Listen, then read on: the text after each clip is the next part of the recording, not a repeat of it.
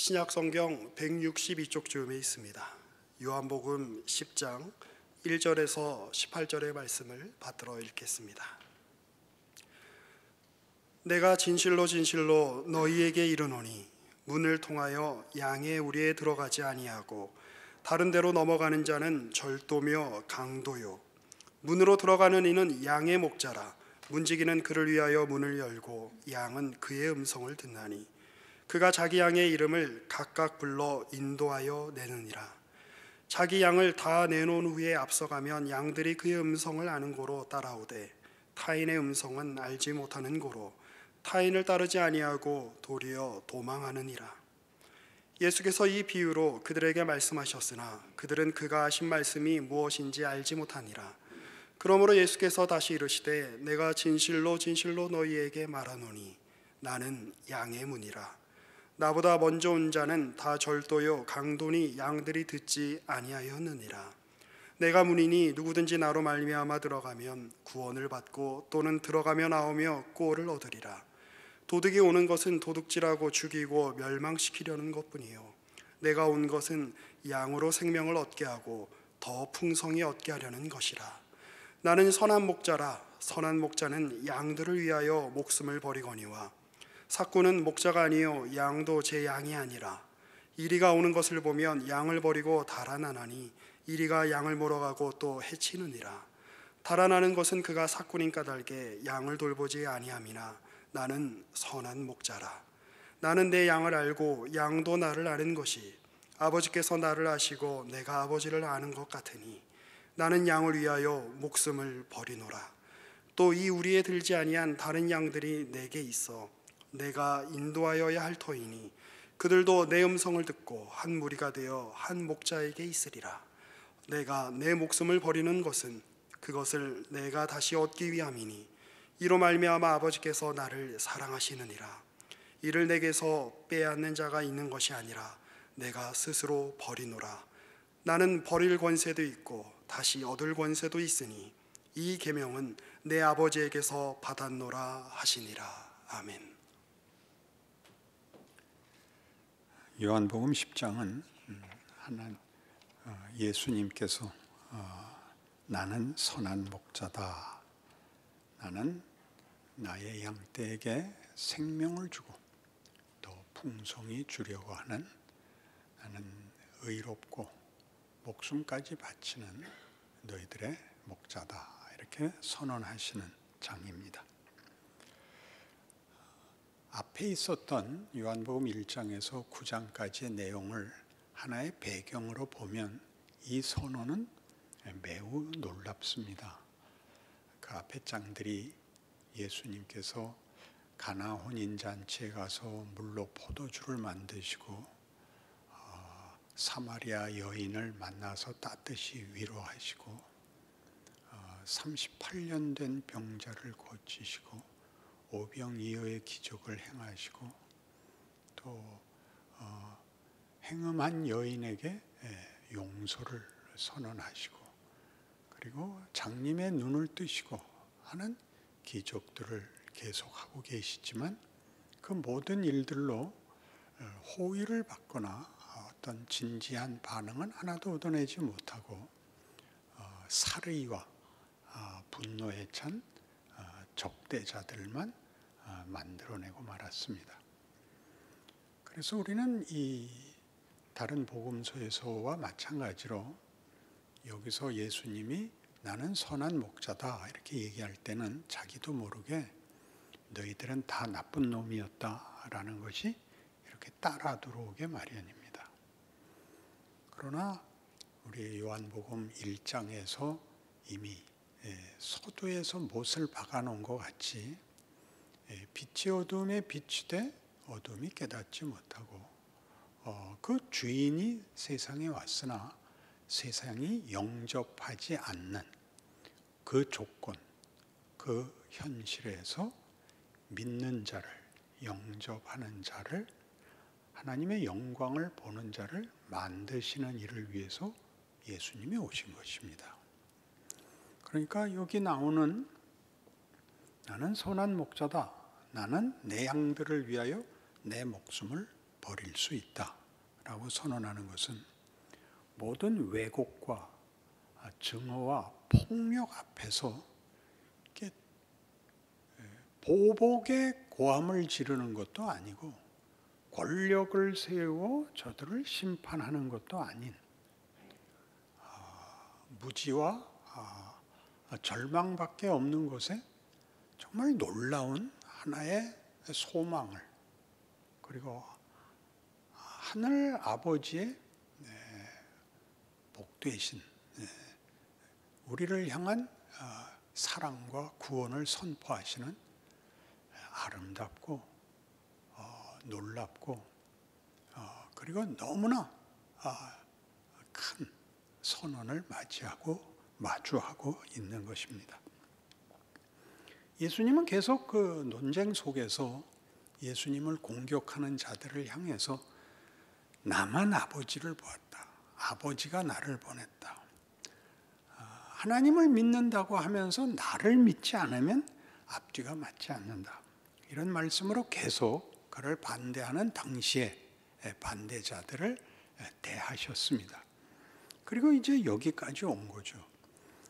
우리들의 마음에도 복음이라는 것이 우리로서는 상상이 가지 않는, 그리고 기대하지 못하는 그런 일들에 대한 하나님의 약속이 그에게 순응하고 귀를 열고 믿음을 가진 자들을 향하여 온 것이 아니라 우리 다 알아듣지 못하고 그게 무슨 소리인지 이해할 수 없고 오히려 우리 마음에는 무슨 그런 말씀을 하세요 싶은 그런 놀라운 하나님의 찾아오심, 약속, 권능, 영광, 생명, 이런 단어들이 한 인격 속에서 한 역사의 현장에 지금 이 선언을 하고 계시는 겁니다. 그러니 우리가 성경을 볼 때에 너는 믿었으니까 천당 가고 너는 안 믿었으니까 지옥 가고 같은 간단한 이분법은 좀 더 내려놔야 됩니다. 하나님이 모두를 구원하기를 기뻐하시고 그 중에 누구는 이미 믿고 누구는 아직 안 믿고가 있는데 그건 중요한 문제가 아닙니다. 우리 믿은 것은 은혜의 결과이지 우리가 더 나은 것이 있었던 건 아닙니다. 오히려 성경이 하고 싶은 것은 은혜를 받았으면 받은 자답게 구별되라입니다. 그 은혜를 받은 것이 은혜를 받지 못한 자를 향한 우월감이나 비난이나 심판이 되지 말아라. 그게 성경의 전체 줄거리인데 우리는 우리가 은혜를 받은 것이 우리의 어떤 자격과 남다름이라는 조건이 있기 때문이다라고 생각을 해서 기독교 신앙은 뜻밖의 예수를 믿고 난 다음이 재미가 없습니다. 믿었으면 믿기 전에는 볼 수도 없었고 알 수도 없었고 할 수도 없었던 것들 여기서 선언하는 것 같이 나는 선한 목자다. 나는 너희를 구원하러 와서 너희를 위해 내 목숨을 버릴 수 있다 하는 자리를 따라와야 되는 것인데 비난과 분노 같은 것들이 훨씬 거룩한 이름으로 명분으로 자행되고 있으므로 우리의 인생에 보상이 없다 하는 분노로 자주 변합니다. 욕할 사람은 있지만 스스로가 믿은 하나님, 스스로가 가진 신앙의 보상은 적극적으로는 없기 때문에 그저 비난하고 화를 내고 하는 것으로는 만족되지 않는 인간된 정체성, 그 하루하루 일상이 가지는 의미와 거기에서의 어떤 확인들이 우리에게 너무 가난합니다. 그래서 한번 이런 걸 보십시오. 시편 23편은 여러분 다 외우시는 거니까 한번 우리 이렇게 눈을 마주 보면서 외워봅시다. 여호와는 나의 목자시니 내게 부족함이 없으리로다. 그가 나를 푸른 초장에 인도하시며 잔잔한 물가로 앞에 푸른 초장에 누이시며 잔잔한 물가로 인도하시는도다.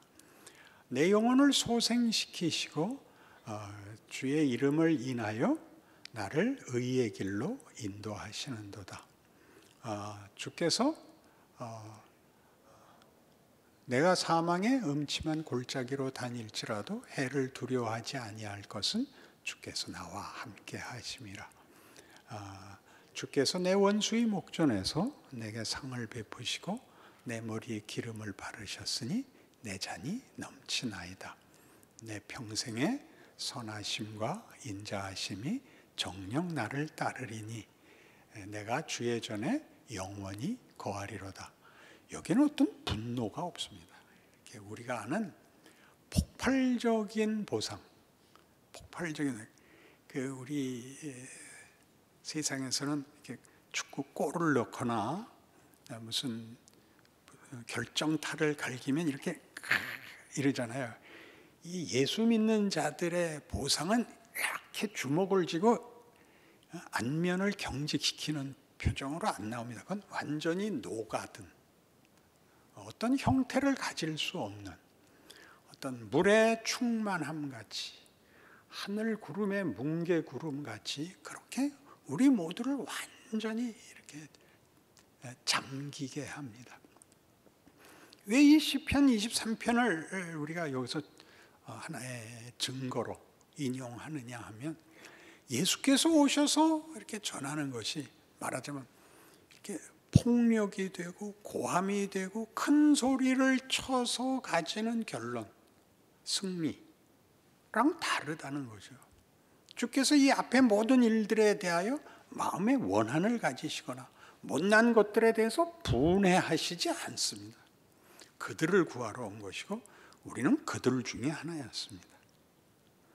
하나님의 이 넓이와 깊이를 그리고 우리를 사랑하신다는 말을 우리는 성경적으로 미처 이해 못하고 세상적으로 이해해서 다 빼앗아 갖는 것, 누군가와 경쟁을 해서 이기는 것, 누구를 해쳐야 내 몫이 생기는 것, 그런 개념과 그런 세상과는 전혀 다르다고 선언을 하는 것이죠.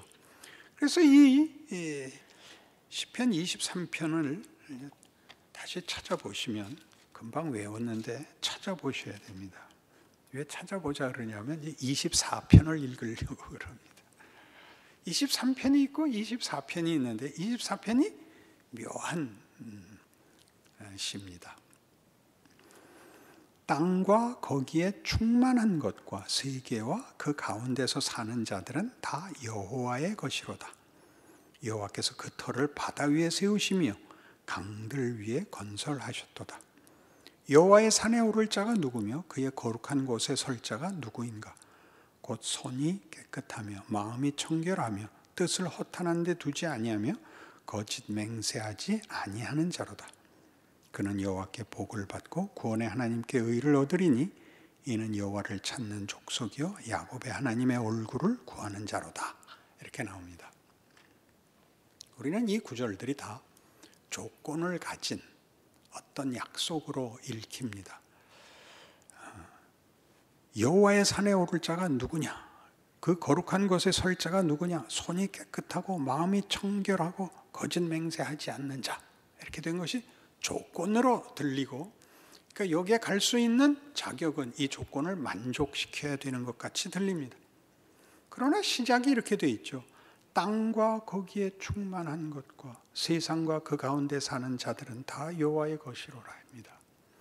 그러니까 이 앞에 나오는 누가 여호와의 산에 오르며 거룩한 자리에 오를 수 있는가? 손이 깨끗하고 마음이 정직하고 이렇게 도덕성이나 어떤 종교성을 조건으로 하여 요구하는 것은 우리 익숙한 성경의 표현이기 때문에 그럴 것입니다. 신명기 28장에 나오는 하나님의 말을 듣고 순종하고 성실히 행하는 자는 나가도 복을 받고 들어와도 복을 받고, 하나님을 외면하고 그 뜻을 거스리고 자기 마음대로 사는 자는 나가도 저주를 받고 들어와도 저주를 받고. 그러나 성경이 하고 싶은 얘기는 뭐냐 하면 복이란 여호와를 아는 것이다. 기쁨이란 여호와께 순종하는 것이다. 그렇게 말하려고 하는 것이지, 이렇게 하면 복을 받고 저렇게 하면 벌을 받는다로 나누고 있지 않습니다. 그래서 예수는 지금 이 많은 적대자들, 왜곡과 거짓과 또 폭력으로 맞서서 감히 그렇게 할 수 없는, 요한복음 9장에 나왔던 맹인을 고치는 사건에서 그 눈 고침을 받은 맹인이 그러죠. 어찌 창세로부터 장님의 눈을 뜨게 했다는 소리는 내가 들은 적이 없습니다. 내 눈을 뜨게 했으니 그는 틀림없이 하나님의 사람입니다. 그렇게까지 선언을 하죠. 그럼에도 불구하고 저희들은 예수를 죽이려고 듭니다. 그런 사람들을 향하여 이 알아들은 장님만이 아니라 그 일을 보고도 모르는 자, 모를 뿐만 아니라 그렇게 행한 예수를 증오하고 폭력으로 제압하려는 자들을 향하여 가장 따뜻하게, 복이란 나로부터 끊어지면 안 되는 것이란다. 내게 귀속되어야 복이라는 것이 있고, 나로부터 분리되면 그것은 그것 자체가 곧 저주고 파멸이란다. 성경은 이렇게 얘기하고 있는 것입니다. 그러면 우리 모두가 이런 식의 성경의 이해는 약간 불만인 것이, 그렇다면 왜 우리 인생이 고달픈가 하는 것이죠. 우리 전부 그 말 할 수 있습니다. 아담은 선악과 따먹을 때 왜 하나님이 말리지 않으셨나? 그 질문은 그대로 이어져서 예수는 하나님의 아들이시면서 우리를 사랑하사 십자가를 지시는 방법을 택하셨을까? 와서 이렇게 고개 한번 돌리고 이놈들 그랬으면 악당들이 싹 녹아서 없어지고 그의 백성들만 이렇게 천사처럼 변하게 할 수 없었을까? 거기가 가장 중요한 성경이 말하고 싶은 본문입니다. 왜 하나님은 그러셨을까? 왜 우리는 예수를 잘 믿었고 잘 믿고 싶고 하나님이 약속하시는 모든 데 참여하고 싶은데 현실은 그렇지 않은가? 내가 뭘 잘못했을까? 하나님은 왜 이런 식으로 일을 할까? 로마서 11장에 가봅시다.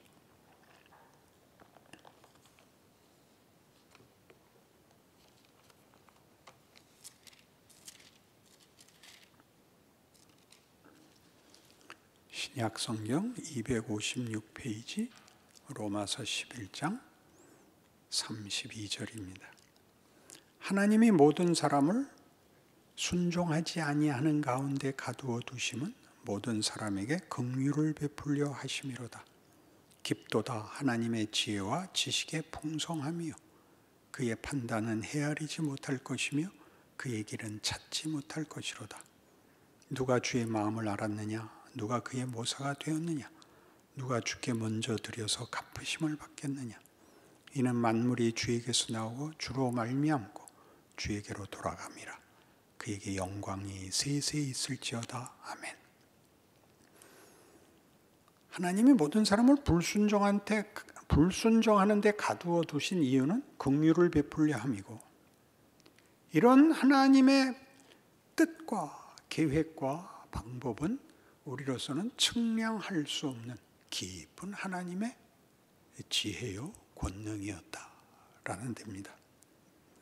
우린 이렇게 얘기할 수 있죠. 하나님이 어차피 모든 것의 원인이고 과정이고 방법이고 목적이고 결과를 내시는 권력이시라면 왜 우리에게 이 고단함이 있습니까? 하나님은 왜 이런 일을 하십니까? 여기 32절에 있는 바와 같이 불순종을 허락하기 위해서입니다. 불순종을 허락했다는 게 뭐죠? 아담이 불순종했고 예수 시대에 모든 유대인들이 예수를 반대한 그것을 하나님이 허락하는 그 길을 고집하셨기 때문에 우리가 지금도 불만으로 여기는 우리 신앙 현실에 고단함이 있습니다. 그게 뭘까요? 우리는 예정론이라는 말을 자주 쓰는데 예정론이란 하나님이 생각이 있으시다 그런 뜻입니다. 일이 되는 걸 보고 그 다음에 또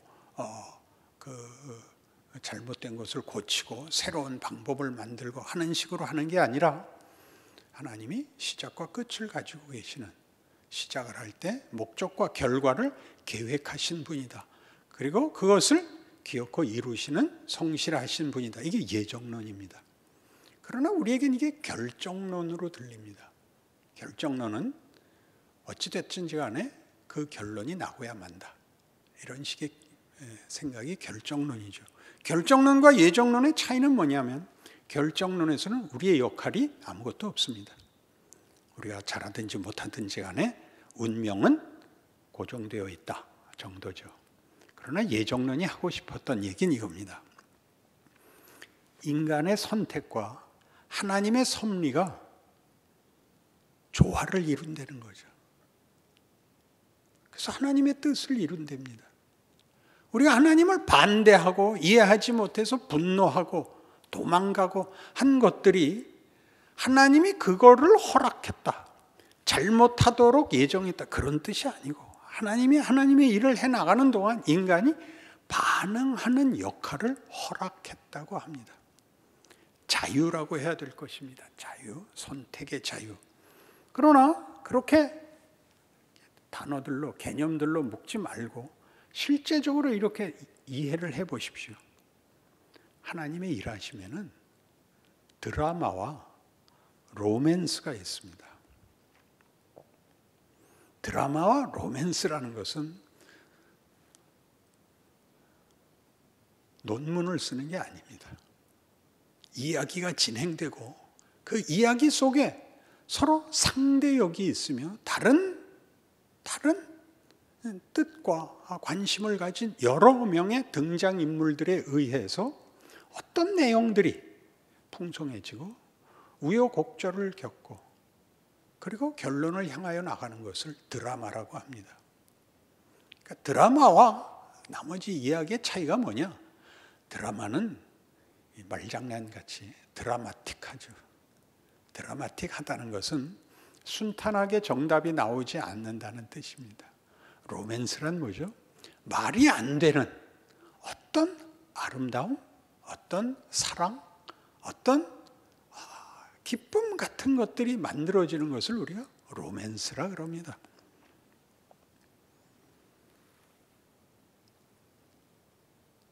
드라마나 로맨스나 그 절정을 가지려면, 그것이 성립하려면 긴장이 있어야 됩니다. 그 결론을 방해하는 장애물들이 있고 그 장애물을 넘어서는 과정이 드라마틱한 것이죠. 안 그런가요? 평생에 연애 한 번 못 해본 것 같은 얼굴로. 그러니 성경을 읽을 때 문학적 실력 정도도 없으면 성경을 읽을 재주가 없는 겁니다. 문학이 뭘 하는 건데요? 인생이 가지는 드라마를 말하는 것이 문학 아닌가요? 뭘 얘기하나요? 인문학에서 문학이 인간의 뭘 다루나요? 인간의 소망을 다루죠. 의미 있고 싶고 사랑하고 싶고 용감하고 싶고 멋있고 싶습니다. 소원이 그대로 이루어지면 문학이 아니죠. 방해를 받죠. 외적 조건에서만이 아니라 내적 조건에서 방해를 받죠. 실력 없는 것들. 생각은 있으나 그걸 유지하지 못하는 의지와 지성과 감성의 변덕. 조그만 장애물에도 걸려 넘어지는 현실. 역사라는 것이 인문학에서, 문사철에서 역사가 가지는 그 지위가 뭡니까? 아무리 좋은 말을 짓거려 봤자 사실은 이래. 그게 역사죠. 인간이 뛰어나니, 인간의 가능성이 무한하니 암만 그래야 장담할 수 없는 이유가 인류 역사 내내 잘한 적이 없기 때문입니다. 역사의 무서움이죠. 그러니 성경이 우리에게 이런 문학을 넘어서는 신화가 아닙니다. 신화는 신 혼자 다 해서 쉬운 거죠. 신화가 아니라 신학 속에, 성경 속에 녹여는 신과 인간이 긴장과 갈등 속에서 본문을 만들고 결론을 만들고 절정을 만드는 대화합과 함께 감격과 찬송으로 간다는 이 내용을 따라와 보십시오. 뭐가 있습니까? 창세기 28장에 야곱이 외삼촌 집으로 피난 가다가 돌베개하고 자죠. 꿈에 하늘이 열리고, 예수님이 이겁니다. 하늘이 열리고. 우리 시편 24편을 찾은 이유가 여기 있죠. 빙빙 돌아와서 하늘이 열리고 온 세상의 모든 것이, 모든 내용이, 모든 운명이 여호와의 손안에 있다. 그러니 시편 24편 7절 문들아 너희 머리를 들지어다. 영원한 문들아 들릴지어다. 영광의 왕이 들어가시리로다. 영광의 왕이 누구시냐? 강하고 능한 여호와시요 전쟁에 능한 여호와시로다. 문들아 너희 머리를 들지어다. 영원한 문들아 들릴지어다. 영광의 왕이 들어가시리로다. 영광의 왕이 누구시냐? 만군의 여호와께서 곧 영광의 왕이시니라. 나는 선한 목자다. 너희가 하늘이 열리고 인자 위에 천사들이 오르락내리락 하는 것을 볼 것이다. 하늘이 문을 열었다. 너희 마음 문을 열어라. 고개를 들어라. 내가 왔다. 하나님이 너희를 찾는다. 그 강하고 편팔로 너희를 찾아오셨다. 이 영광을 받아라. 누려라. 참여해라. 그런데 거부하죠. 그 씨름을 하는 겁니다. 창세기 28장으로 다시 돌아와서 뭐라 그랬어요? 하늘이 열리고 사닥다리가 땅에서 하늘까지 닿았고 천사들이 오르락내리락 하는데 하나님이 이 약속을 하십니다. 내가 너와 함께 있어. 네가 어디로 가든지 너를 지키며 너를 이곳으로 돌아오게 할지라. 내가 네게 약속한 것을 다 이루기까지 너를 떠나지 아니하리라. 이게 야곱에게 준 약속입니다.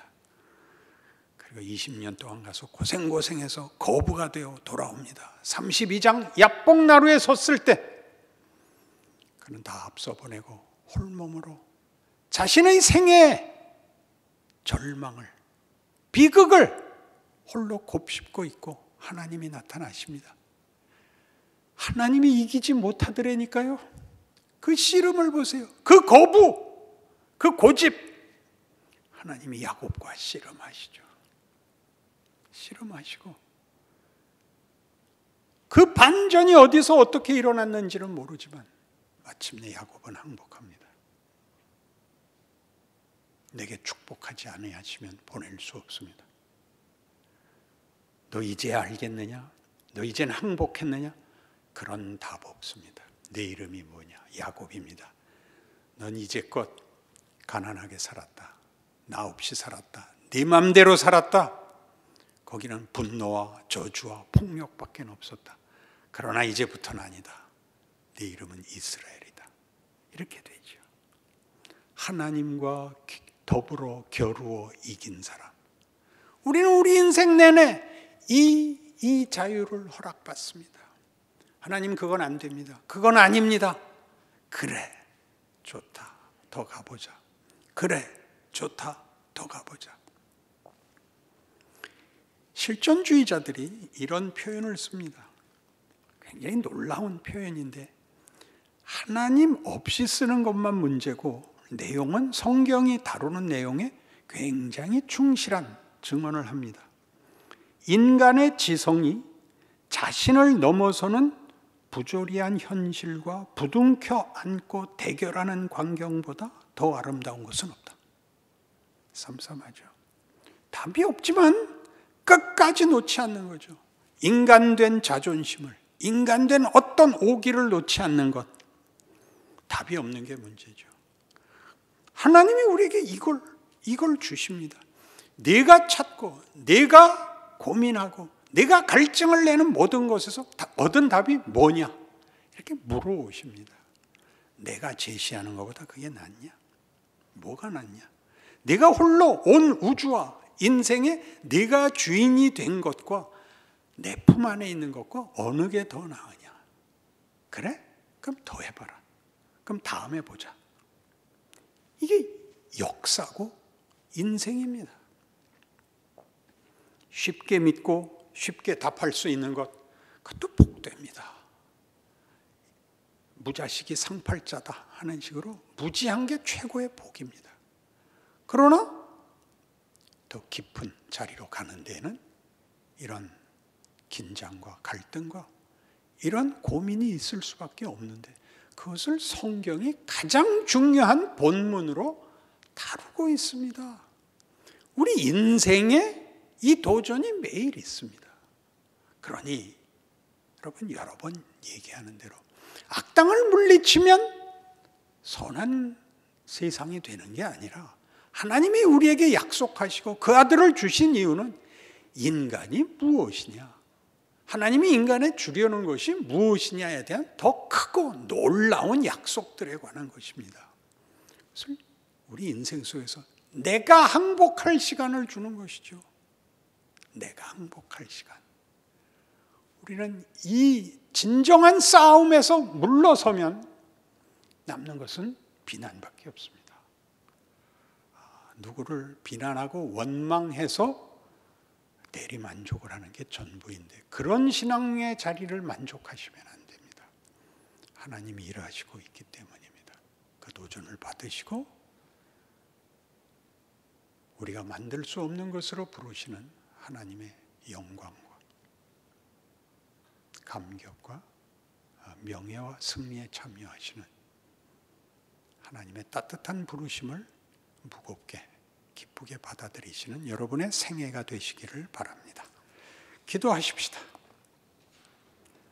하나님 아버지, 은혜를 감사합니다. 우리를 귀하게 여기시고 우리를 자녀라 하시며 하나님을 아버지라 부르게 하십니다. 이 기가 막힌 복을 놓치지 말게 하시고 누리되 풍성히 누리는 우리의 생애가 되게 하여 주시옵소서. 예수님 이름으로 기도합니다. 아멘.